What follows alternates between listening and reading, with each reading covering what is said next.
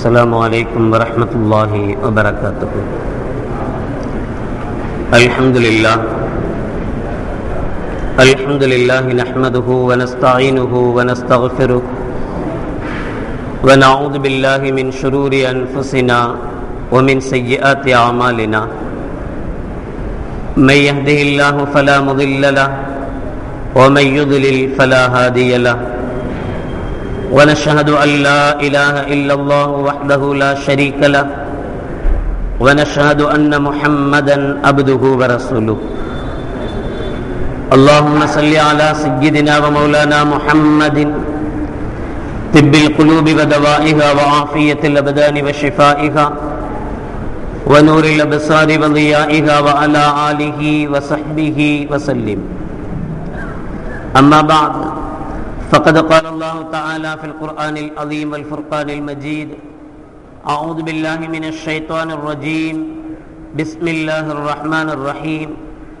فإذا قرأت القرآن فاستعذ بالله من الشيطان الرجيم. قال النبي صلى الله عليه وسلم: من استظهر بالقرآن خفف الله عن أبويه العذاب وإن كانا كافرين، أو كما قال عليه الصلاة والسلام. صدق الله العظيم وصدق رسوله النبي الكريم. سبحانك لا علم لنا إلا ما علمتنا إنك أنت العليم الحكيم. رب اشرح لي صدري ويسر لي أمري واحلل عقدة من لساني يفقهوا قولي. புகழ் அனைத்தும் அல்லாஹ் ஒருவனுக்கே உரித்தாகட்டுமாக. ஸலாத் என்னும் கருணையும் சலாம் என்னும் ஈடேற்றமும் ஈருலக சர்தார் பெருமானார் ரசூலை கரீம் ஸல்லல்லாஹு அலைஹி வஸல்லம் அவர்கள் மீதும், அவர்களுடைய அடிச்சுவடுகளை கடுகளவும் பிசகாது வாழ்ந்து வந்த உத்தம சத்திய சஹாபாக்கள், தாபியீன்கள், தபா தாபியீன்கள், நபிமார்கள், வலிமார்கள், ஷஹீதுகள் மற்றும் நம் அனைவர்கள் மீதும் ஏனைய இஸ்லாமியர்கள் மீதும் என்றென்றும் நிலவட்டுமாக. ஆமீன். பிறன்பிற்கும் பெருமதிப்பிற்கும் உரிய பெரியோர்களே, அல்லாஹ்வின் நல்லடியார்களே, அல்லாஹ் ஜல்ல ஷானஹு வ தஆலாவின் மாபெரும் கிருபையினால் புனித ரமலான் மாதத்தை அடைந்து 4ஆம் நாள் நோன்பை வைத்தமர்ந்திருக்கிறோம். அல்ஹம்துலில்லாஹ். இன்று கொடுக்கப்பட்டிருக்கிற தலைப்பு குர்ஆன் ஓதுபவருக்கான சட்டங்கள். குர்ஆனை ஓதக்கூடியவர் எப்படி இருக்க வேண்டும், அவர் என்னென்ன விஷயங்களை கடைபிடிக்க வேண்டும் என்பது குறித்த சட்ட நுணுக்கங்கள். குர்ஆனை ஓதக்கூடிய ஒரு மனிதர் ஆரம்பமாக குர்ஆனுடைய மகத்துவத்தை தெரிந்திருக்க வேண்டும். நாம் என்ன செய்ய போகிறோம் என்பதை உணர்ந்திருக்க வேண்டும். பொதுவாக எந்த ஒரு செயலை செய்தாலும் நாம் என்ன செய்கிறோம் என்பதை புரிந்து செய்கிற போது அந்த செயலிலே நமக்கு ஒரு ஈடுபாடு ஏற்படுகிறது. என்ன செய்கிறோம் என்கிற நினைப்பில்லாமல் அவர் சொன்னார் நான் செய்தேன் என்பதை போன்ற செயல்கள் அமைகிற போது ஏனோ தானோ என்று செய்யக்கூடிய நிலைகளை நாம் பார்க்கிறோம். அதனால் தொழுகையில் ஒரு உள்ளச்சம் வேண்டுமானால், தொழுகையில் ஒரு ஓர்மை வேண்டுமானால், முதலில் நாம் அல்லாஹ்வுக்கு முன்பு நிற்கிறோம் என்கிற எண்ணத்தை கொண்டு வர வேண்டும். அதனால்தான் கண்மணி நாயகம் ஸல்லல்லாஹு அலைஹி வஸல்லம் அவர்கள், அல்லாஹ் நீங்கள் அல்லாஹ்வை பார்க்கிறீர்கள் அல்லது அல்லாஹ் உங்களை பார்க்கிறான் என்கிற ரீதியில் தொழுங்கள் என்று நபிகள் நாயகம் ஸல்லல்லாஹு அலைஹி வஸல்லம் அவர்கள் சொல்லித் தருவார்கள். அதே போல குர்ஆனை ஓத வேண்டுமானால் முதலிலே குர்ஆனுடைய மகத்துவத்தை தெரிய வேண்டும், குர்ஆனுடைய மதிப்பை உணர வேண்டும். அப்படி உணர்ந்து ஓதுகிற போதுதான் அந்த ஓதுதலிலே ஒரு உயிரோட்டம் இருக்கும், அந்த ஓதுதலிலே ஒரு எஃபெக்ட் இருக்கும். பொதுவாக மரியாதை என்பதெல்லாம் இந்த காலகட்டத்தை பொறுத்தவரை கொஞ்சம் கொஞ்சமாக குறைந்து வருகிற ஒரு காலம் இருந்தது. கணவனுடைய பெயரை கூட சொல்வதற்கு பெண்கள் வெட்கப்படுவார்கள். அதை ஒரு பெரிய கஷ்டமாக நினைப்பார்கள். அவங்கன்னு சொல்லுவாங்க, அல்லது அவருடைய புள்ள பேரை சொல்லி அவங்க அத்தான்னு சொல்லுவாங்க, இப்படி எல்லாம் தான் சொல்லுவாங்க. ஆனா இப்ப அப்படியெல்லாம் கிடையாது. கணவனை பார்த்து ஒரு மனைவி என்னடா சாப்பிட வரலையா அப்படின்னு கேட்டாதான் கணவனே சந்தோஷப்படுறார். வாடா போடா என்று பேசுவதை விரும்புகிறார் கணவர். ஆக மரியாதை எல்லாம் கொஞ்சம் கொஞ்சமாக தூக்கப்பட்டு விட்ட காலம் இது. மரியாதைக்கெல்லாம் இங்க பெரிய இடம் இருப்பதாக தெரியவில்லை. சாதாரணமாகவே ஏதாவது ஒரு விஷயங்களை, ஒரு சட்டத்திட்டங்களை சொல்கிற போது கூட, ஆமா நீங்களும் மனுஷன் நானும் மனுஷன் தானே, உங்களுக்கு தெரிஞ்சாலும் எனக்கு தெரியாதா என்கிற மாதிரியான பேச்சுக்கள் தான் அதிகம் இருக்கிறதே தவிர இது சரியா இல்லையா என்று உணர்ந்து பார்க்கிற நிலையோ அல்லது மற்ற மதிப்புகளோ மிக மிக குறைந்து விட்ட ஒரு காலம். குர்ஆன் எது? குர்ஆன் எப்படிப்பட்டது? சூரத்துல் பக்கரா 2வது அத்தியாயத்தில் 41வது திருவசனத்தில் அல்லாஹ் சொல்வான், வஆமினூ பிமா அன்ஸல்து முஸத்திகல் லிமா மஅக்கும் வலா தகூனூ அவ்வல காஃபிரின் பிஹ் வலா தஷ்தரூ பிஆயாத்தி தமனன் கலீலா வஇய்யாய ஃபத்தகூன். முந்திய வேதங்களை எல்லாம் உண்மைப்படுத்தக்கூடிய நிலையில் இந்த வேதத்தை நான் இறக்கி வைத்தேன். அல்லாஹ்வினால் இறக்கி வைக்கப்பட்ட ஒரு வேதம் குர்ஆன். மட்டுமல்ல, குர்ஆன் என்பது கலாமுல்லாஹ், அல்லாஹ்வுடைய பேச்சு. குர்ஆனை நாம் ஓதுகிறோம் என்று சொன்னால் அல்லாஹ் நம்மோடு பேசுகிறான் என்பது பொருள். அல்ஹம்துலில்லாஹி ரப்பில் ஆலமீன் என்று சொல்கிறோமானால் அல்லாஹ் நமக்கு சொல்லித் தருகிறான். அல்ஹம்துலில்லாஹி ரப்பில் ஆலமீன், ரஹ்மானான ரஹீமான அல்லாஹ்வுக்கே எல்லா புகழும் என்று சொல் என அல்லாஹ் நமக்கு சொல்லித் தருகிறார். நாம் அதை சொல்கிறோம். அல்லாஹ் சொன்ன வார்த்தை அது. மாலிகி யௌமித்தீன் என்பது அல்லாஹ் சொன்ன வார்த்தை. அலிஃப் லாம் மீம் ஸாலிகல் கிதாப் என்பது அல்லாஹ் சொன்ன வார்த்தை. அல்லாஹ்வுடைய வார்த்தையை திரும்ப நாம் ஓதுகிறோம், திரும்ப நாம் சொல்லுகிறோம்.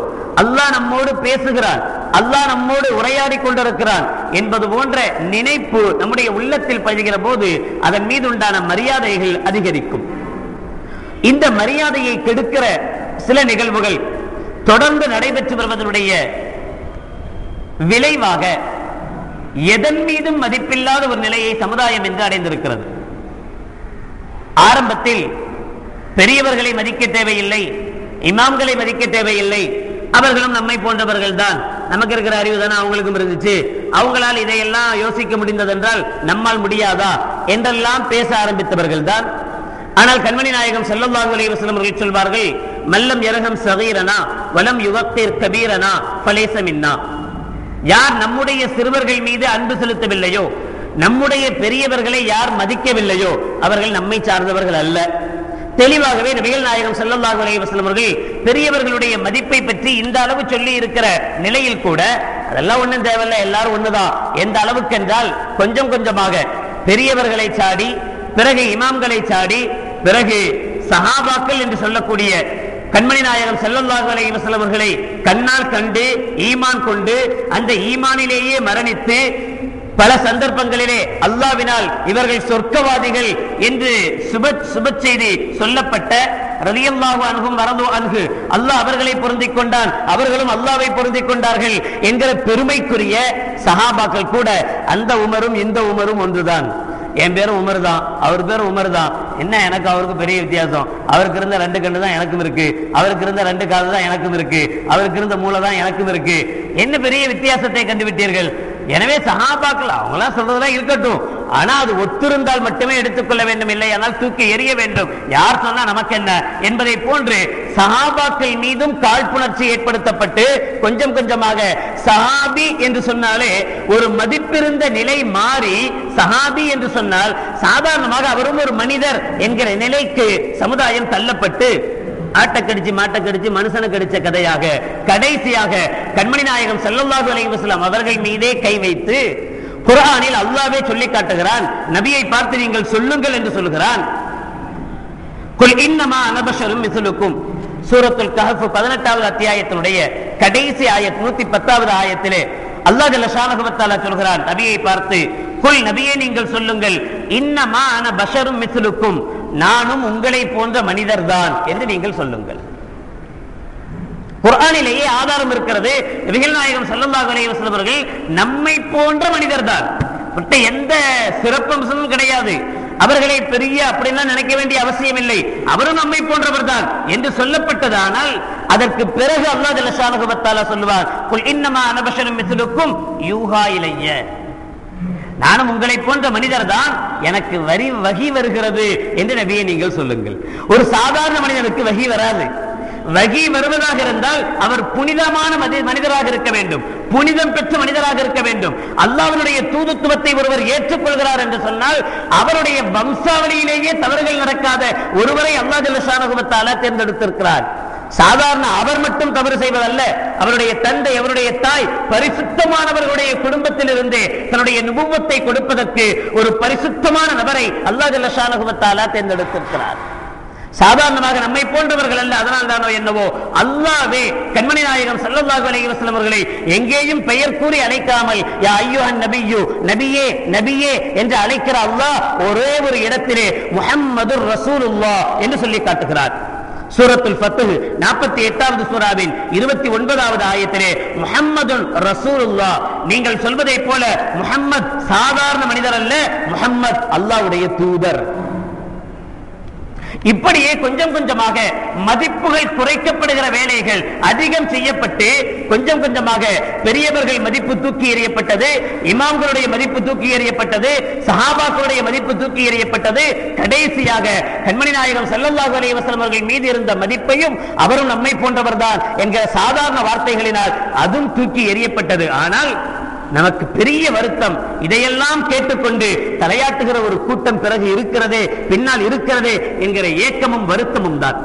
கொஞ்சம் கொஞ்சமாக கை வைத்தவர்கள் கடைசியிலே குர்ஆனையும் விட்டு வைக்கவில்லை, குர்ஆனிலேயும் கை வைத்தார்கள். குர்ஆனை பொறுத்தவரை அல் குர்ஆனு கலாமுல்லாஹ், எல்லோரும் ஏற்றுக்கொண்ட விஷயம். குர்ஆன் என்பது அல்லாஹ்வுடைய சொல், அல்லாஹ்வுடைய பேச்சு. குர்ஆன் என்பது அல்லாஹ் நம்மிடத்தில் நேரடியாக உரையாற்றிக் கொண்டிருக்கிறான், அல்லாஹ் நம்மிடத்தில் பேசிக் கொண்டிருக்கிறான் என்பதனுடைய ஒரு அடுத்த நிலைதான் குர்ஆன் என்கிற அளவுக்கு சொல்லப்பட்டது. அப்படியானால் அல்லாஹ்வுடைய அந்த சொல்லுக்கு அல்லாஹ்விடத்தில் பேசுவதானால் நாம் எப்படி ஒழுக்கமாக இருக்க வேண்டாமா? அல்லாஹ்விடத்தில் பேச போகும்போது ஒரு மரியாதை வேண்டாமா? ஒரு முதலமைச்சரை சந்திக்க போறார் ஒருத்தர், சாதாரணமா வீட்டுல எவ்வளவு பேர் வர்றாங்க போறாங்க, சந்திக்கத்தான் செய்யறோம். பெரிய அந்த அளவுக்குலாம் நம்ம வரல, சாதாரணமா இருப்போம். சில டைம்ல பனியன் போட்டிருப்போம், சில டைம் பனியன் போடாம கூட இருப்போம், சில டைம் துண்டை புத்தி இருப்போம். எப்படி இருந்தாலும் வர்றவங்க வாங்க எங்கன்னு கேட்டுருவோம். ஆனால் ஒரு முதல்வர் வருகிறார் வீட்டுக்கு, ஒரு பிரதமர் வருகிறார் வீட்டுக்கு என்றால் அது மாதிரி சட்டை போடாம பனியன் போடாம துண்டு போடாம அவரை நின்று வரவேற்க முடிகிறதா? அவருக்குண்டான மரியாதை கொடுக்க வேண்டியது இருக்கிறது, அவருக்குண்டான மரியாதையோடு அவரை உபசரிக்க வேண்டியது இருக்கிறது. அல்லாஹ்வே இறங்கி வருகிறான் நம்முடன் பேசுவதற்கு என்கிற நிலை வருகிற போது, அல்லாஹ் வருகிற நேரத்தில் அல்லாஹ் நம்மிடத்தில் பேசுகிற போது அவனிடத்தில் ஒழுக்கம் இல்லாமல் சுத்தம் இல்லாமல் எப்படியும் இருக்கலாம் என்கிற வாதம் எப்படி சரியாகும்? மூசா அலைஹிஸ்ஸலாத்து வஸ்ஸலாம் அவர்களை அல்லாஹ் அழைக்கிறார் தௌராத்தை கொடுப்பதற்காக வேண்டி. 20வது சூரா சூரத்து தாஹாவுடைய 11 மற்றும் 12வது ஆயத்தில் அல்லாஹ் சொல்லுவான், ஃபலம்மா அத்தாஹா நூதிய யா மூசா இன்னி அன ரப்புக ஃபஹ்லஅன் அலைக இன்னக பில் வாதில் முகத்தஸி துவா. மூசா அலைஹிஸ்ஸலாம் அவர்களை அழைக்கிறார், வாங்க தௌராத் தர்றேன், என்னை பார்க்க வேண்டும் என்று ஆசைப்படுகிற வாங்க பார்க்கலாம் என்று அல்லாஹ் அழைக்கிறார்.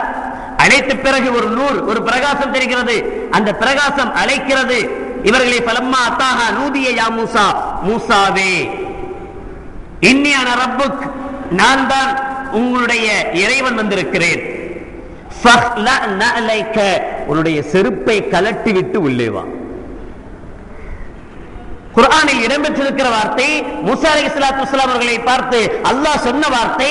அல்லாஹ்வை பார்க்க வருகிற போது, அல்லாஹ்வை சந்திக்க வருகிற போது, அல்லாஹ்விடத்தில் பேச வருகிற போது அல்லாஹ் கட்டளை இடுகிறான், உன்னுடைய காலில் இருக்கிற செருப்பை கலட்டி எறிந்து விட்டு வா. ஏனென்றால் செருப்பு என்பது அசுத்தமானது, அதில் அசுத்தங்கள் இருக்கலாம். எனவே அந்த அசுத்தத்தோடு அல்லாஹ்வை சந்திப்பது முறையல்ல, அசுத்தத்தோடு அல்லாஹ்விடத்தில் உரையாடுவது முறையல்ல. எனவே அந்த அசுத்தத்தை களைந்து விட்டு சுத்தமானவனாக உள்ளே வா என்று அல்லாஹ் ஜல்ல ஷானஹு வ தஆலா கட்டளையிடுவதை சூரத்து தாஹாவிலே அல்லாஹ் ஜல்ல ஷானஹு வ தஆலா சொல்லி காட்டுகிறான். தொழுகை இருக்கிறது, தொழுகிறோம். தொழுகைக்கு முன்பாக ஏன் உது செஞ்சுட்டு போய் தொழுகணும்? உது செய்யறதுக்கும் தொழுகைக்கும் என்ன சம்பந்தம் இருக்கிறது? ஏன் உது செய்யணும்? உது செய்யாமல் தொழுதா அதே அல்லாஹ் அக்பர் இல்லையா, அதே ருக்கு இல்லையா, அதே சஜிதாக்கள் இல்லையா? எல்லாமே இருக்கத்தானே செய்கிறது. உது செய்து விட்டுத்தான் தொழுகணும் என்பதற்கு என்ன காரணம்? கண்மணி நாயகம் ஸல்லல்லாஹு அலைஹி வஸல்லம் அவர்கள் தனக்கு கிடைக்கப்பெற்ற ஒவ்வொரு பாக்கியமும் என்னுடைய உம்மத்தவர்களாகிய இவர்களுக்கும் கிடைக்க வேண்டும் என்கிற மகா ஆவல் கொண்ட கண்மணி நாயகம் ஸல்லல்லாஹு அலைஹி வஸல்லம் அவர்கள் நமக்கு வேண்டுமானால் அந்த நபியின் மீது பிரியம் இல்லாமல் போயிருக்கலாம், ஆனால் அந்த நபிக்கு நம் மீது ஒவ்வொரு நொடியும் பிரியம் இருந்து கொண்டே இருக்கிறது. ஒவ்வொரு செகண்டும் கண்மணி நாயகம் ஸல்லல்லாஹு அலைஹி வஸல்லம் அவர்கள் லா இலாஹ இல்லல்லாஹ் முஹம்மதுர் ரசூலுல்லாஹ் என்று சொன்னவர்கள் மீதும் சரி, சொல்லாதவர்கள் மீதும் சரி, கண்மணி நாயகம் ஸல்லல்லாஹு அலைஹி வஸல்லம் அவர்கள் அன்பு மழை பொழிகிறார்கள். அதனால்தான் யாருக்கும் கிடைக்காத மிகப்பெரிய ஒரு பாக்கியம், மிகப்பெரிய அற்புதமான ஒரு பாக்கியம் மேராஜ் என்கிற பாக்கியம் கண்மணி நாயகம் ஸல்லல்லாஹு அலைஹி வஸல்லம் அவர்களுக்கு கிடைத்தது. மேராஜுக்கு சென்றார்கள், அல்லாஹ்வை சந்தித்தார்கள், அல்லாஹ்விடத்தில் உரையாடினார்கள். அதோடு நபிகள் நாயகம் ஸல்லல்லாஹு அலைஹி வஸல்லம் அவர்கள் சந்தோஷப்பட்டுக் கொள்ளவில்லை. யாருக்கும் கிடைக்காத பாக்கியம் எனக்கு கிடைத்து விட்டது என்று பெருமை அடித்துக் கொள்ளவில்லை. அல்லாஹ்விடத்திலே மன்றாடி பெற்று வருகிறார்கள். யா அல்லாஹ், இதே மேராஜினுடைய நிலை என்னுடைய உம்மத்தை சார்ந்த ஒவ்வொருவருக்கும் கிடைக்க வேண்டும். அல்லாஹ் ஜல்ல ஷானஹு வ தஆலா தொழுகையை கொடுத்தார். கண்மணி நாயகம் ஸல்லல்லாஹு அலைஹி வஸல்லம் அவர்கள் சொன்னார்கள், அஸ்ஸலாத்து மிஅராஜுல் முஃமினீன். தொழுகை என்பது முஃமின்களுடைய மிஅராஜ். நபிகள் நாயகம் ஸல்லல்லாஹு அலைஹி வஸல்லம் அவர்கள் எப்படி மேராஜுக்கு போனார்களோ, அல்லாஹ்வை தரிசித்தார்களோ, பார்த்தார்களோ, அல்லாஹ்விடத்தில் உரையாடினார்களோ, அதை போன்ற ஒரு நிலை ஒவ்வொரு சமயத்திலேயும் ஒவ்வொரு தொழுகையிலேயும் முஃமினுக்கு கிடைக்கிறது என்று சொன்னார்கள். எனவே அல்லாஹ்வை சந்திக்க போகிற நாம், அல்லாஹ்விடத்தில் உரையாட போகிற நாம் சுத்தத்துடன் தான் போக வேண்டும். எனவே தொழுகைக்கு முன்பு wudu செய்வதற்கு இதுவும் ஒரு காரணம். அல்லாஹ்விடத்தில் உரையாட போகிற நாம் எந்த விதத்திலேயும் அசுத்தமானவர்களாக இருக்கக்கூடாது, சுத்தமானவர்களாக இருக்க வேண்டும் என்பதற்கு wudu செய்யப்படுகிறது. தொழுகையில் ஏற்படுகிற அந்த உரையாடல் ஏன்? ஹஜ்ரத் உமர் ரலியல்லாஹு தஆலா அவர்கள், தெரிந்த சம்பவம், எல்லா ஹதீஸ் கிரந்தங்களிலேயும் பதியப்பட்டிருக்கிறது, எல்லா வரலாற்று குறிப்புகளிலேயும் எழுதப்பட்டிருக்கிறது. பொன்னெழுத்துக்களால் பொறிக்கப்பட வேண்டிய வார்த்தைகள் என்று சொல்லப்படும் அளவுக்கு அவர்களுடைய காவியம் நிறைந்திருக்கிறது. உமர் ரலியல்லாஹு தஆலா அவர்கள் கண்மணி நாயகம் ஸல்லல்லாஹு அலைஹி வஸல்லம் அவர்களுடைய தலையை கொய்துவிட வேண்டும் என்பதற்காக நஊது பில்லாஹ் மின்ஹா வாளை உருவிக் கொண்டு வந்தவர்தான்.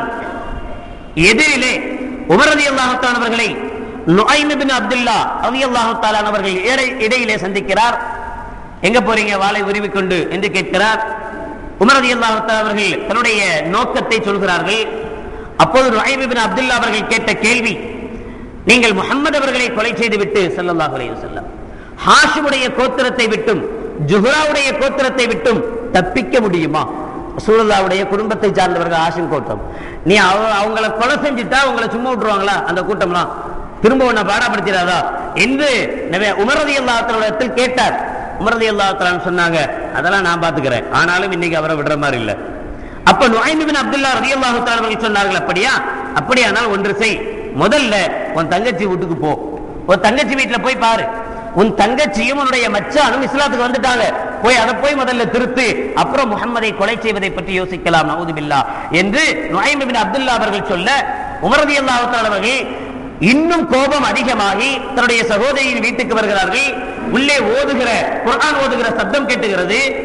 இதே சூரத்து தாஹா, எந்த ஆயத்திலே அல்லாஹ் ஜல்ல ஷானஹு வ தஆலா மூசா அலைஹிஸ்ஸலாத்து வஸ்ஸலாம் அவர்களை பார்த்து என்னை சந்திக்க வர வேண்டுமானால் நீ சுத்தத்தோடு வா என்று சொல்கிறானோ, இதே சூரத்து தாஹாவை ஹப்பாப் ரலியல்லாஹு தஆலா அவர்கள் உமர் ரலியல்லாஹு தஆலா அவருடைய சகோதரிக்கும் மச்சானுக்கும் ஓதி கொடுத்துக் கொண்டிருக்கிறார்.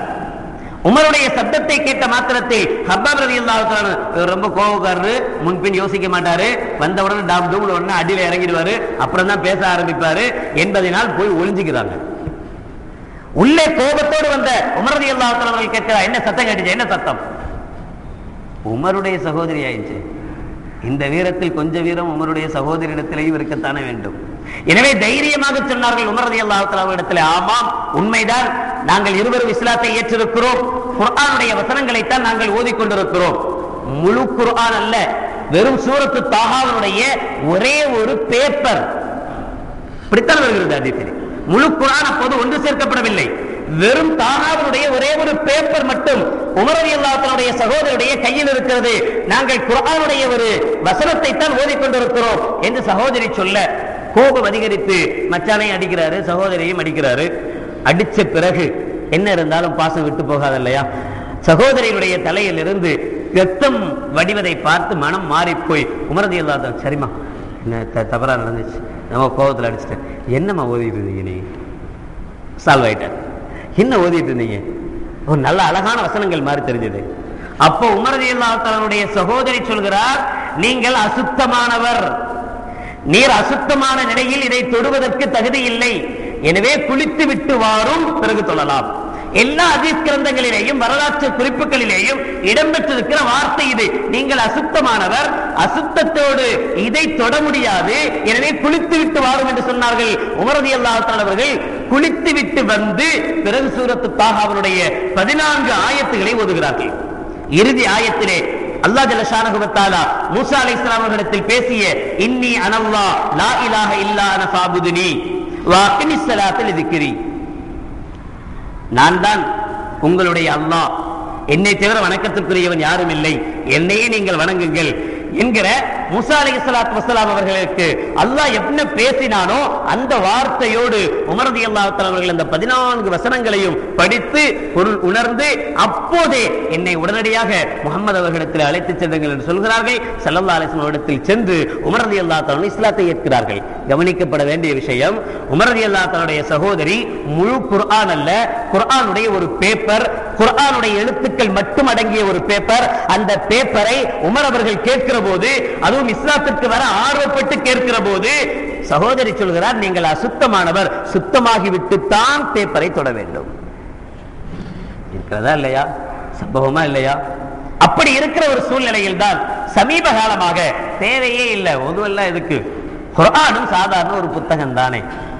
குர்ஆன் என்ன, ஒரு புக்கு, சாதாரண புக்ஸ் மாதிரி அதுவும் ஒரு புக்கு. ஒவ்வொருவருடைய பார்வையும் வித்தியாசமாகத்தான் இருக்கும்.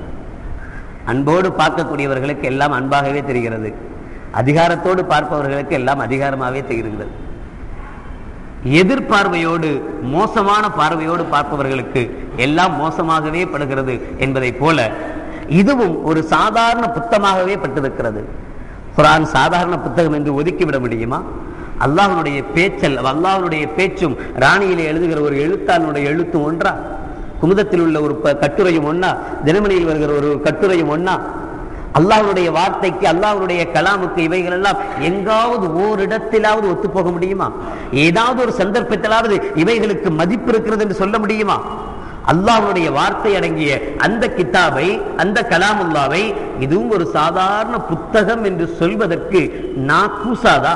லா இலாஹ இல்லல்லாஹ் முஹம்மதுர் ரசூலுல்லாஹ் என்கிற கலிமாவை உள்ளத்தில் பதித்திருக்கிற ஒரு முஃமினுக்கு, ஒரு முஸ்லிமுக்கு குர்ஆனை பார்த்து மற்ற மதத்தவர்கள் கூட, மாற்று மதத்தவர்கள் கூட மதிக்கிற ஒரு குர்ஆனை, எனக்கு தலைவலி என்றால் குர்ஆனை எடுத்து தலையில் வைத்துக் கொண்டால் தலைவலி கூட தீர்ந்துவிடும் என்று நம்புகிற மாற்று மதத்தவனுக்கு மத்தியிலே லா இலாஹ இல்லல்லாஹ் முஹம்மதுர் ரசூலுல்லாஹ் என்கிற கலிமாவை சொன்ன ஒருவன் குர்ஆனை பார்த்து இது ஒரு சாதாரண புத்தகம் என்று சொல்வதற்கு நாக்கூசக்கூடாது? இப்படி ஒவ்வொன்றாக மரியாதை குறைக்கப்பட்டு குர்ஆனுடைய மரியாதையும் கொஞ்சம் கொஞ்சமாக குறிக்கப்பட்டு இன்று எந்த கண்டிஷனும் இல்லை குர்ஆனை தொடுவதற்கு. ஹைலுக்காரி, மாதத்தீட்டு போய்கொண்டிருப்பவள் குர்ஆனை ஓதலாம், தப்பில்லை. பிரசவ தீட்டிலே இருக்கக்கூடியவள் குர்ஆனை ஓதலாம், தப்பில்லை என்கிற ஃபத்வாக்கள் கொடுக்கப்பட்டுக் கொண்டிருக்கிறது. ஓதிக்கொண்டிருக்கிறார்கள் பெண்கள். மண்ணடியிலே இருக்கிற ஒரு இஸ்லாமிய பள்ளிக்கூடத்தை சார்ந்த இடங்களிலே, அந்த பள்ளிக்கூடத்திலே வேலை செய்கிற பெண் ஆசிரியைகள் குர்ஆனை இந்த சந்தர்ப்பங்களிலேயும் கற்றுக் கொடுக்கிறார்கள், குர்ஆனை ஓதுகிறார்கள். எல்லா இமாம்கள் மட்டுமல்ல, ஒட்டுமொத்த இஸ்லாமிய சமுதாயமும் ஏற்றுக்கொண்ட ஒரு விஷயம், குர்ஆனை ஒது இல்லாமல் தொடக்கூடாது, குர்ஆனை அசுத்தமான நிலையில் தொடக்கூடாது என்பது இமாம்கள் மட்டுமல்ல, இஸ்லாமிய ஒட்டுமொத்த சமுதாயம் ஏற்றுக்கொண்ட ஒன்று. எங்காவது ஒரு இடத்திலே ஏதாவது ஒரு சஹாபி அல்லது ஏதாவது ஒரு இமாம் குர்ஆனை அசுத்தமான நிலையில் தொடலாம் என்பதை காட்ட முடிகிறதா? யாராவது சொல்லி இருக்கிறார்களா? ஆனால் மிக மோசமான நிலையிலே இன்று நாம் வந்திருக்கிறோம். சூரத்துல் வாக்கியா 56வது சூராவிலே 77 இருந்து 79வது ஆயத்து வரை அல்லாஹ் சொல்வார், இன்னஹு லகுர்ஆனுன் கரீம் ஃபீ கிதாபின் மக்னூன் லா யமஸ்ஸுஹு இல்லல் முத்தஹ்ஹரூன். இது கண்ணியமான ஒரு குர்ஆன், கண்ணியமான ஒரு வேதம். ஃபீ கிதாபின் மக்னூன், இது லவ்ஹுல் மஹ்ஃபூஸ் என்கிற ஏட்டிலே இருக்கிறது. லா யமஸ்ஸுஹு இல்லல் முத்தஹ்ஹரூன், இதை சுத்தமானவர்களை தவிர வேறெவரும் தொடமாட்டார் என்று அல்லாஹ் ஜல்ல ஷானஹு வ தஆலா சொல்லி காட்டு. இதுல சில முஃபஸ்ஸிரீன்கள் லா யமஸ்ஸுஹு இதை என்பதற்கு குர்ஆனை என்கிற அர்த்தம் வைக்காம லவ்ஹுல் மஹ்ஃபூஸ் இலே இருக்கக்கூடிய அந்த குர்ஆனை சுத்தமானவர்களை தவிர வேறெவரும் தொடமாட்டார்கள், சுத்தமானவர்கள் என்கிற இடத்தில் மலக்குமார்கள் என்கிற அர்த்தத்தை கொடுத்து லவ்ஹுல் மஹ்ஃபூஸில் இருக்கிற அந்த குர்ஆனை எல்லாரும் பார்க்க முடியாது, மலக்குமார்கள் மட்டும் பார்ப்பாங்க என்கிற அர்த்தம் கொடுக்கப்படுவது வாஸ்தவம் தான். ஆனால் வேறு சில தஃசீரிலே முஃபஸ்ஸிரீன்கள், வேறு சில ஃபுகஹாக்கள் லா யமஸ்ஸுஹு அதை தொடமாட்டார் என்றால் குர்ஆனை தொடமாட்டார்கள். இல்லல் முத்தஹ்ஹரூன் சுத்தமானவர்கள் என்றால் சிறு தொடக்கிலிருந்தும் பெருந்தொடக்கிலிருந்தும் நீங்கிய சுத்தமானவர்களை தவிர, சுத்தமான மனிதர்களை தவிர வேறெவரும் தொடமாட்டார். குர்ஆனை தொடுவதானால் சுத்தம் வேண்டும் என்கிற நிலை, என்கிற அர்த்தம் அங்கே கொடுக்கப்படுகிறது. ஆக இப்படி அர்த்தம் சொல்வதற்கு ஆள் இருக்கிறது. வெறும் இமாம்கள் அல்ல, சஹாபாக்களும் இருக்கிறார்கள். சஹாபாக்களும் இந்த அர்த்தம் வைத்திருக்கிறார்கள். முஅத்தா இப்னு மாலிக்கிலே ஒரு ஹதீஸ் ஒன்று பதியப்பட்டிருக்கும். அந்த ஹதீஸிலே நபிகள் நாயகம் ஸல்லல்லாஹு அலைஹி வஸல்லம் அவர்கள் சொன்னார்கள், லா யமஸ்ஸுல் குர்ஆன இல்லா தாஹிருன் என்றே பதியப்பட்டிருக்கிறது. லா யமஸ்ஸுஹு இல்லல் முத்தஹ்ஹரூன் என்கிற இடத்தில் கண்மணி நாயகம் ஸல்லல்லாஹு அலைஹி வஸல்லம் செய்த தஃசீரை முஅத்தா மாலிக் இமாம் அவர்கள் முஅத்தாவிலே பதிவு செய்திருக்கிறார்கள். லா யமஸ்ஸுல் குர்ஆன, தெளிவாகவே குர்ஆனை தொடமாட்டார்கள். இல்ல தஹூர் இல்லா தாஹிருன், சுத்தமானவர்களை தவிர, பரிசுத்தவான்களை தவிர, ஒது செய்தவர்களை தவிர, குளித்தவர்களை தவிர வேறெவரும் குர்ஆனை தொடக்கூடாது என்கிற தெளிவான நிலை அங்கே இருக்கிறது. இவர்கள் சொல்கிற ஒரே காரணம், குர்ஆனை ஐலுகாரி நிபாஸ்காரி எல்லாம் தொடலாம் என்று சொல்வதற்கு காரணம், ஏங்க அந்த சமயத்தில் போய் அவங்க குர்ஆனில் இருந்து நல்ல கருத்துக்களை எடுக்கக்கூடிய வாய்ப்பே இல்லாம போகுது. ஒரு வாரம் ஒரு பெண்ணுக்கு ஒரு மாதவிடாய் இருக்குது அப்படின்னு வச்சுக்குவோம். இந்த ஒரு வார காலங்கள் அந்த பெண்ணால என்ன செய்ய முடியலையா? குர்ஆனை தொட முடியல, குர்ஆனை ஓத முடியல, குர்ஆனுடைய கருத்துக்களை புரிஞ்சுக்க முடியல. இது எவ்வளவு பெரிய கை செய்தோம். நமக்கு கொடுக்கப்பட்ட குர்ஆனை ஒரு வார காலங்கள் தொடாமே இருக்கலாமா? ஆடு நனையுதுன்னு சொல்லி ஓனா எழுத கதையில் எத்தனையோ பெண்களுடைய குர்ஆன்கள், அத்தா பாசமாக வாங்கி தந்த குர்ஆன், மக்மல் துணியெல்லாம் போட்டு ரொம்ப ஜோடிச்சு ஜோடனையாக கொடுக்கப்பட்ட குர்ஆன் இன்னும் திறக்கப்படாமலேயே பீரோவுக்கு மேல் இருக்கத்தான் செய்கிறது. நல்ல காலத்துல தொடர்றதுக்கே ஆள் இல்லை.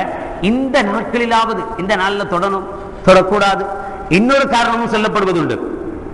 இதுக்கு ஒரு ஹதீஸை ஆதாரமாக காட்டுவார்கள். நபிகள் நாயகம் ஸல்லல்லாஹு அன்னை ஆயிஷா রাদিয়াল্লাহு தஆலா அவர்கள் சொல்வார்கள், நபிகள் நாயகம் ஸல்லல்லாஹு அலைஹி வஸல்லம் சொன்னார்கள், நாவலீனி அல் ஹமரத மினல் மஸ்ஜிதி ஃபகுல்து இன்னி ஹாயிதுன் ஃபகால இன்ன ஹைலத்திக்கி லைஸத் ஃபீ யதிக்கி. ஸல்லல்லாஹு அலைஹி வஸல்லம் அன்னை ஆயிஷா রাদিয়াল্লাহு தஆலா அவங்களை பார்த்து, ஏமா அந்த முஸல்லா எடுத்துட்டு வா அப்படின்னாங்க. தொழுகக்கூடிய முஸல்லா எடுத்துட்டு வான்னு சொன்னாங்க. ஆயிஷா রাদিয়াল্লাহு தஆலா சொன்னாங்க, யா ரசூலல்லாஹ், நான் ஹைலா இருக்கேன், மாதவிடாயா இருக்கேன், அந்த தொழுகிற விரிப்பு போய் நான் எப்படி எடுக்கிறது அப்படியே ஆயிஷா রাদিয়াল্লাহு தஆலா திரும்ப கேட்டாங்க. அப்ப நபிகள் நாயகம் ஸல்லல்லாஹு அலைஹி வஸல்லம் சொன்னாங்க, உன் ஹைது உன்னுடைய மாதவிடாய் உன் கையில இல்லம்மா, எடுத்துட்டு வா, தப்பில்லை. நீ இதை தொட்ட உடனே ரத்தம் வந்து ஒட்டிக்கு போதா? அதுல யாராச்சும் முஸல்லாவை உங்களோட தொழுன்னு சொல்லியிருக்கிறோமா? இதை ஆதாரமாக காட்டி பாருங்க. ரசூலுல்லாஹ்வே சொல்றாங்க, உன் கையில என்ன இல்லை? அசுத்தம் இல்லைன்னு. கையில தானே வச்சு குர்ஆன் ஓதுறாங்க, ஓதிட்டு போட்டுமே. கையில அசுத்தம் இல்லைன்னு ரசூலுல்லாஹ்வே சொல்லிட்டாங்களே என்ற வாதமும் உனக்கு சிரிப்பு வரல. இதை கேட்டாலே சிரிப்பு வரல. ஒரு முஸல்லாவை தூக்குறதுக்கும் ஒரு குர்ஆனை தூக்குறதுக்கும் வித்தியாசம் இல்லையா? ஒரு முஸல்லாவும் குர்ஆனும் ஒண்ணா? ரெண்டும் ஒரே தராதரத்தில் இருக்கக்கூடிய விஷயங்களா? அப்படி பார்க்க போனால் தொழுகை மட்டும் ஏன் விட்டு வைக்கணும் மாதவிடாய் சமயத்தில்? அந்த காலத்தில் இப்படி கூட காரணம் சொல்லலாம். அதாவது இது சரியில்லை, காரணம் சொல்லலாம், இப்படி கூட சொல்லுவாங்க. கூடிய சீக்கிரத்தில் இதெல்லாம் வரும். நான் கொஞ்சம் கொஞ்சமா ஸ்டாக் தீர தீர தீர தீர ஒவ்வொன்றா எடுத்து போட்டுட்டே இருப்பாங்க. மொத்தமா விட்டா ஸ்டாக் காலி ஆயிடுன்றதுனால இப்படியும் ஒரு பேச்சு வரும். எப்படி தெரியுமா? அந்த காலத்துல அரபு நாட்டுல பெண்கள்னா ரொம்ப ரத்த ஓட்டம்னா ரொம்ப ஜாஸ்தி உள்ளவங்க. ஸல்லல்லாஹு அலைஹி வஸல்லம் வரலாறுகள்ல ஹதீஸ்கள்ல பார்க்கிறோம், அதிகமான சஹாபிகள் ரத்தம் குத்தி வாங்குவாங்க. அதாவது ரத்தத்தை வெளியேற்றுவாங்க, ஓவர் ஆயிடும் ரத்தம். இப்ப நமக்கு ரத்தம் பத்த மாட்டேங்குது, ஏற்றிக்கிட்டு இருக்கிறோம். அதே மாதிரிதான் பெண்களுக்கும் அப்படித்தான் இருந்தது. பெண்களும் ரத்தம் குத்தி வாங்கினாங்க. அப்ப அவங்களுக்கு மாதவிடாய் போன்ற காலங்கள்ல மிக அதிகமாக ரத்தப்போக்கு இருக்கும், கட்டுப்படுத்த முடியாத ரத்தப்போக்கு இருக்கும். அதனால அந்த காலத்துல தொழ முடியாது. அதனால ரசூலுல்லாஹ் தொழ வேணாம்னு சொல்லியிருந்தாங்க. ஆனா இந்த காலத்துல நம்ம பொம்பளைங்களுக்கு தான் ரத்தமே இல்லையே. மாதவிடாயில ரத்தம் போகுதுங்கிறது ஒரு சொட்டோ ரெண்டு சொட்டோ ஒரு சில தொட்டுகள் தான் போகுது. அது மட்டும் இல்லாம இந்த காலத்துல அதை தாங்கக்கூடிய, அதை மறைக்கக்கூடிய எவ்வளவு சாதனங்கள் வந்துடுச்சு. இப்போ இந்த காலகட்டத்தை பொறுத்தவரை அந்த நாட்கள் என்பது மோசமான நாட்களோ தவிர வேண்டிய நாட்களோ இல்லை என்கிற ஒரு நிலைக்கு வந்துருச்சு. சர்வசாதாரணமாக எல்லாத்தையும் போல அவர்களால் நடமாட முடிகிறது, ஓட முடிகிறது, ஆட முடிகிறது, எல்லாத்தையும் செய்ய முடியுது. அதனால ரசூலுல்லாஹ் ஐனுக்காரியெல்லாம் தொழு வேணாம் அப்படின்னு சொன்னது அந்த காலத்துக்கு தான். இந்த காலத்துக்கு அதெல்லாம் ஒன்றும் பிரச்சனை இல்லை, தொழுவலாம். ஏன்னா அந்த காலத்துல போய் அல்லாஹ்வை வணங்குறதுக்கு தான் மனுஷன் படைக்கப்பட்டிருக்கிறாங்க. அல்லாஹ் ஏன் படைக்கப்பட்டான்? மனுஷனை அல்லாஹ் வணங்குறதுக்காக வேண்டிதான் மனுஷன் படைக்கப்பட்டிருக்கிறான். அதனால என்ன செய்யணும்? அந்த ஒரு வார காலங்கள் அல்லாஹ்வை வணங்காம இருக்கிறது எவ்வளவு பெரிய பாவம், எவ்வளவு பெரிய குற்றம், வணங்கணுமா இல்லையா அப்படின்னு கேட்டு மறுபடியும் என்ன செய்ய வாய்ப்பு இருக்கிறது? அந்த அவர்களை தொழு. ஏன் குர்ஆன் மட்டும் ஓதுற? குர்ஆனே ஓதலான்னு சொன்ன பின்னாடி தொழுவுறதுல மட்டும் என்ன தப்பு இருக்கிறது என்று சொன்னாலும் ஆச்சரியப்படுவதற்கில்லை. ஆனால் அதை கேட்டுக்கொண்டு தலையாட்டுகிற நம் சகோதரர்கள் இருக்கிறார்களே என்பதுதான் வேதனையான காரியம். பிறகு ஒவ்வொரு விஷயத்தை பார்க்கிறோம். இன்னொரு ஆதாரம் சொல்லலாம். நபிகள் நாயகம் ஸல்லல்லாஹு அலைஹி வஸல்லம் அவர்கள் எத்தனையோ அரசர்களுக்கு லெட்டர் எழுதினாங்க, கடிதங்கள் எழுதினாங்க. நீங்க இஸ்லாத்தை ஏற்றுக்கொள்ளுங்கள் என்று அழைப்பு கடிதம் நபிகள் நாயகம் ஸல்லல்லாஹு அலைஹி வஸல்லம் எழுதியிருக்கிறாங்க. அந்த அழைப்பு கடிதங்கள்ல குர்ஆனுடைய ஆயத்துகளையும் நபிகள் நாயகம் ஸல்லல்லாஹு அலைஹி வஸல்லம் சேர்த்து எழுதுவாங்க. பாருங்க, குர்ஆன் அல்லாஹ்வே இப்படி சொல்றான், நான் ஒருவன் தான், என்னை தவிர வேறு வணக்கத்துக்குரிய யாரும் இல்லை என்று சொல்கிறான் என்று அந்த குர்ஆனுடைய ஆயத்தையே எழுதுவார்கள். அப்படியே எனவே இப்படி குர்ஆன் சொல்லுகிறது, எனவே நீங்கள் இஸ்லாத்துக்கு நுழையுங்கள், நீங்கள் சாந்தி பெறுவீர்கள், நீங்கள் சமாதானம் பெறுவீர்கள் அப்படின்னு நபிகள் நாயகம் ஸல்லல்லாஹு அலைஹி வஸல்லம் அவர்கள் பல அரசர்களுக்கு லெட்டர் எழுதியிருக்கிறாங்க. வாஸ்தவம் தான், உண்மைதான். கேட்கிற கேள்வி என்னன்னா, அவங்களாம் காஃபிர் தானே, அவங்களாம் சுத்தம் இல்லாம தானே இருக்கிறான். ஆமா. அப்ப அவன் வந்து அந்த பேப்பரை தொடறானா இல்லையா? தொடறான். அதுல குர்ஆன் ஆயத்து இருக்கா இல்லையா? இருக்கு. அப்ப ரசூலுல்லாஹ்வே குர்ஆன் ஆயத்தை எழுதி தொட வச்சிருக்காங்களே, ரசூலுல்லாஹ்வே குர்ஆனுடைய ஆயத்தை எழுதி தொட வச்சிருக்காங்களே. குர்ஆன் அல்ல அதுக்கு பேரு. ஸல்லல்லாஹு அலைஹி வஸல்லம் அவர்கள் என்ன எழுதி அனுப்புனாங்க அரசர்களுக்கு? சொல்லுங்க, வாய் திறந்து. கடிதம் தானே எழுதி அனுப்புனாங்க, குர்ஆனை எழுதி அனுப்பலையே. கடிதத்தில் குர்ஆனுடைய வசனம் இருந்தது. குர்ஆனுடைய ஒரே ஒரு வசனம் இருப்பதின் காரணத்தினால் அந்த ஒட்டுமொத்த கடிதத்துக்கும் குர்ஆன் சொல்ல மாட்டோம், அதை கடிதம்னு தான் சொல்லுவோம். கடிதத்திலே ஒரே ஒரு இடத்தில் குர்ஆனுடைய வசனம் இடம்பெற்றிருக்கிறது. அவர்கள் பிடித்தது குர்ஆனை அல்ல, கடிதத்தை. அதனால்தான் இந்த ஹதீஸ்களை எல்லாம் ஆதாரமாக வைத்துத்தான் இமாம்கள் இதையும் நமக்கு சொல்லி தந்திருக்கிறார்கள். எந்த ஒரு குர்ஆனிலே சாதாரணமாக தர்ஜுமாக்கள் இருக்கிறது. தர்ஜுமாக்களை பொறுத்தவரை குர்ஆனுடைய ஆயத்தை விட அந்நிய மொழியாகிய தமிழோ உருதோ என்னவோ அந்நிய மொழிகள் அதிகம் இருக்கிறது. ஆயத்து கம்மியா இருக்கு, ஆயத்தினுடைய எழுத்துக்கள் கம்மியா இருக்கு, ஆனா அந்நிய மொழி அதிகமாக இருக்கிறது என்கிற போது குர்ஆனுடைய ஆயத்துகளை விட, அதனுடைய எண்ணிக்கைகளை விட, அதனுடைய எழுத்துக்களை விட அந்நிய மொழியினுடைய எழுத்துக்கள் அதிகமாக இருந்தால் அதற்கு பெயர் குர்ஆன் அல்ல. அதை ஒது இல்லாமல் தொடுவது தப்பல்ல, குற்றம் அல்ல. ஒதுவோடத்தான் தொடணும் அல்ல, அதையும் அல்ஹம்துலில்லாஹ் எப்படித்தான் தொட முயற்சி பண்ணணும், ஒதுவோட தொடத்தான் முயற்சி பண்ணணும். ஒருவேளை ஒது இல்லாமல் அதை தொட்டாலும் குற்றம் அல்ல, தப்பல்ல. ஏன்னா குர்ஆன் மட்டுமல்ல, அதுல குர்ஆனுடைய எழுத்துக்களை விட மற்றவைகளுடைய எழுத்துக்கள் அதிலே அதிகமாக இருக்கிறது. எனவே அதை ஒது இல்லாமல் தொடலாம் என்கிற சட்டத்தை இமாம்கள் சொல்லித்தான் தந்திருக்கிறார்கள், சொல்லாமல் இல்லை. இப்படியே ஒவ்வொன்றையும் நீங்கள் ஆராய்ச்சி செய்து பார்க்கிற போது கண்டிப்பாக நிச்சயமாக குர்ஆன் என்பது சாதாரண புத்தகம் என்று ஒதுக்கிவிட முடியாதது. குர்ஆனை ஒரு சாதாரண ஒரு புக்கு என்று சொல்லக்கூடாது, சொல்வதற்கு நாக்கூச வேண்டும். அது அல்லாஹ்வுடைய கலாம், அல்லாஹ்வுடைய பேச்சு. அதனால்தான் இதுவரைக்கும் அதிலே திருத்தங்களை கொண்டு வர முடியவில்லை. அது ஒரு சாதாரணமாக புத்தகமாக இருந்திருந்தால் அதில் எத்தனையோ தவறுகள் நிச்சயமாக வரும். ஒவ்வொரு மாத இதழ்களையும் பாருங்க, மறு மாதம் வரும்போது தனியா ஒரு பக்கத்துல ஒரு கட்டம் கட்டி திருத்தி வாசிக்க அப்படின்னு போட்டு, போன வாரத்துல இந்த எழுத்து மாறி போச்சு, இந்த நம்பர் மாறி போச்சு, இப்ப இப்படி எல்லாம் நீங்க திருத்தி வாசிங்க என்று எழுதுறான். சாதாரண புத்தகமாக இருந்தால் தவறுகள் வர வாய்ப்பு இருக்கிறது. ஆனால் குர்ஆன் அல்லாஹ்வுடைய வேதம் என்பதனால் தான் அதிலே தவறுகளும் இல்லை, தப்பும் இல்லை, யாராலும் எந்த தவறையும் அதிலே கண்டுபிடிக்கவும் முடியவில்லை. எனவே குர்ஆன் சாதாரண புத்தகம் அல்ல. ஒரு யதார்த்தமான நிகழ்வு நடந்த ஒரு நிகழ்ச்சியை சொல்கிறேன். சமீப காலத்தில் நடந்த ஒரு நிகழ்வு. இதெல்லாம் அதிகமாக நூலகங்கள், பதிப்பகங்கள் நிறைந்த ஒரு இடம். புது டெல்லியில் அஸஹுல் மத்தாலி என்று சொல்லக்கூடிய ஒரு பதிப்பகம் இருக்கிறது. அந்த பதிப்பகத்தில் இருந்துதான் தப்சீர், மாணவர்கள் அரபி மதரசாக்கள் ஓதக்கூடிய தப்சீர், குர்ஆன், மிஷ்காத், ஹதீஸுடைய கிரந்தங்கள், இது எல்லாமே அங்கிருந்து தான் அச்சடிக்கப்பட்டு வருது. இதை நடத்தக்கூடியவர் யார் அப்படின்னு சொன்னா நவல் கிஷோர் என்று சொல்லக்கூடிய ஒரு மாற்று மத சகோதரர். எந்த பதிப்பகத்தில் நடத்துறாரு? ஹதீஸ் கிதாபுகள், தப்சீர் கிதாபுகள், இஸ்லாமிய கருத்துக்கள் அடங்கிய கிதாபுகள் எல்லாத்தையும் உருதுவில் தரக்கூடிய, அரபியில் தரக்கூடிய பதிப்பகத்தை நடத்துவர் நவல் கிஷோர் என்று சொல்லக்கூடிய ஒரு மாற்று மத சகோதரர். இவர் இறந்து போகிறார். டெல்லியில் இருக்கு இந்த குத்துப்கானா. இன்னைக்கும் இந்த குத்துப்கானாவில் இருந்து புத்தகங்கள் வந்து கொண்டுதான் இருக்கிறது, சாதாரணமாக பார்க்கலாம். சந்தேகமா இருந்தா இப்ப கூட பஷாரத்துக்கோ திரியமுக்கோ போய் அந்த அரபி கிதாபுகளை வாங்கி பாருங்க. அங்க பிரிண்டட்ஸ்ங்கிற இடத்துல அசகுல் மத்தாலி எழுதப்பட்டிருக்கு. இன்னும் அங்க இருந்து கிதாபுகள் வந்து கொண்டிருக்கிறது. இந்த நவல் கிஷோர் இறந்து போனார், செத்து போயிட்டார். செத்து போன பிறகு அவர்களுடைய பாணியில் அவரை கொண்டு போய் தகன மேடையில கொண்டு போய் வச்சு எரிமூட்டினாங்க, தீ வச்சு கொளுத்துறாங்க. எவ்வளவு தீ வச்சு கொளுத்தியும் அந்த உடல் கருகவே இல்லை. ரொம்ப பிரபல்யமாக அந்த சமயத்தில் பேசப்பட்ட எல்லா மீடியாக்களிலேயும் வந்த ஒரு சம்பவம், ஒரு நிகழ்வு. அந்த உடல் கரியவே இல்லை, எரியவே இல்லை. வேற வழியே இல்லாம உடலை எடுத்து குழி தோண்டி புதைச்சிட்டாங்க. இதுக்கு என்ன காரணமா இருந்திருக்கும் என்று அலசி பார்த்தாங்க. அப்போ ஒரு செய்தி கிடைச்சது அவங்களுக்கு. நவல் கிஷோர் ஏற்பாடு செய்திருந்த அந்த பதிப்பகத்துல வேலை செய்தவர்கள் முழுக்க முழுக்க முஸ்லிம்கள். அங்க இருந்த எல்லோரும், எல்லா வேலையாட்களும் முஸ்லிம்கள். அந்த கிதாபுகளை பிரிண்ட் பண்ணுவதற்கு உதவி செய்யக்கூடியவர்கள் பெரும்பெரும் ஆலிம் பெருந்தகைகள். அவர்களுக்கு சரியான ஊதியங்கள் கொடுத்து அவர்களை தான் வச்சிருந்தார்.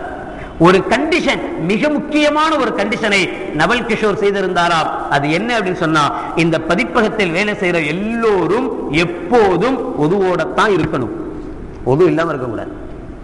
இது ஒரு வேத வரிகள், இது ஒரு வேத வரிகளுக்கு ஈடான புத்தகங்கள். இந்த புத்தகங்களை சுத்தமில்லாமல் அசுத்தத்தோடு தொடுவதை நான் விரும்பவில்லை, எனவே சுத்தத்தோடு தான் இருக்க வேண்டும் என்று அவர்களுக்கும் கட்டளையிட்டார். இவரும் சுத்தமாக இருந்தார். அவருடைய பாஷையில ஒது செய்யலை என்றாலும் கூட அவருடைய பாஷையை எப்படி சுத்தமாக இருக்க வேண்டுமோ அப்படி அவரும் சுத்தமாக இருந்தார். எல்லோருக்கும் சுத்தமாக இருக்க வேண்டும் என்கிற வசியத்தை, என்கிற கட்டளை அவர் செய்திருந்தார். அப்படித்தான் அந்த பதிப்பகம் இயங்கி இருக்கிறது என்கிற விஷயத்தை எழுதுகிறார்கள். நினைத்து பார்க்கிறோம், அல்லாஹ் ஜல்ல ஷானஹு வ தஆலா இந்த காரணத்துக்காக வேண்டி நவல் கிஷோரை நிச்சயம் முஸ்லிமாகவே மரணித்திருக்க வாய்ப்பு இருக்கிறது. அவர் முஸ்லிமாக மரணித்திருக்கலாம். அதனால்தான் நரக நெருப்பல்ல, உலக நெருப்பு கூட அவரை தீண்ட முடிவதில்லை.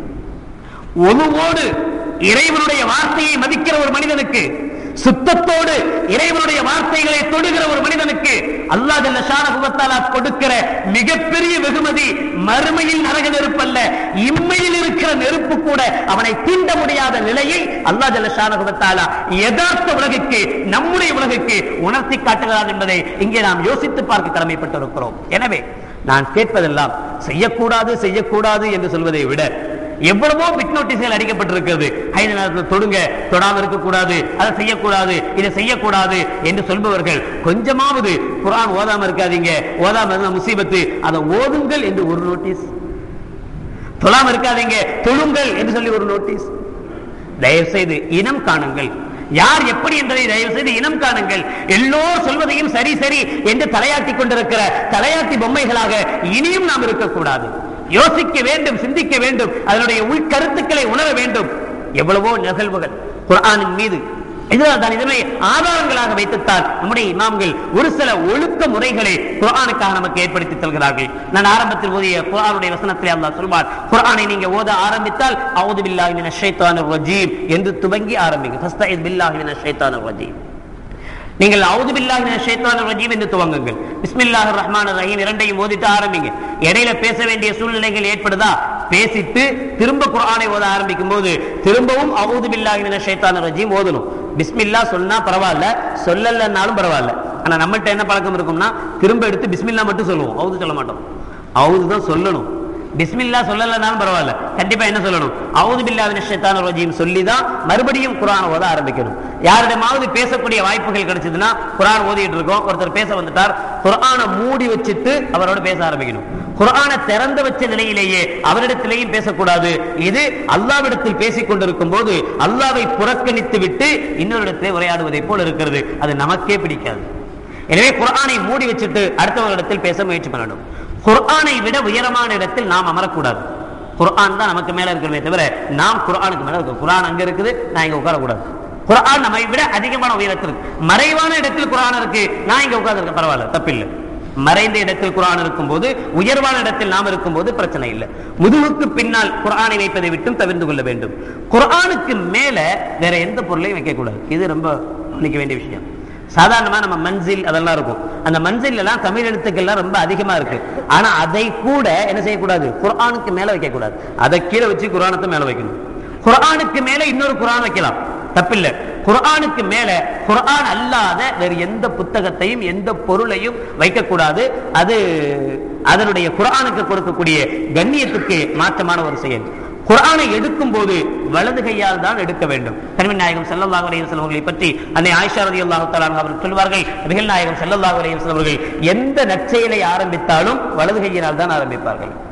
குர்ஆன் ஓத ஆரம்பிக்கிறது மிகப்பெரிய நற்செயல். அதை விட ஒரு நல்ல செயல் வேற எதுவுமே இல்லை. அல்லாஹ்வோடு பேச போகிற ஒரு தருணம் அது, அல்லாஹ்வோடு இணைப்பு கிடைக்க போகிற ஒரு தருணம் அது. எனவே குர்ஆனுக்கு கொடுக்கிற கண்ணியம் அதை வலது கையினால் எடுத்து பழக வேண்டுமே தவிர இடது கையால் எடுக்கிறது, இடது கையால் வைக்கிறது, சாதாரணமாக புத்தகங்களை போல கீழே வீசிக்கொண்டு நடப்பது, இதுவெல்லாம் குர்ஆனுக்கு நாம் செய்யக்கூடிய இழுக்காக அமையும், கண்ணியமாக அமையாது. அல்லாஹ் ஜல்ல ஷானஹு வ தஆலா குர்ஆனுடைய மகத்துவத்தை முழுமையாக உணர்ந்து அதன்படி நடந்து அல்லாஹ்வுடைய தௌஃபீக்கையும் அவனுடைய அருளையும் பெறக்கூடிய நல்லவர்கள் கூட்டத்தில் நம் அனைவர்களையும் சேர்த்தருள் புரிவானாக. ஆமீன்.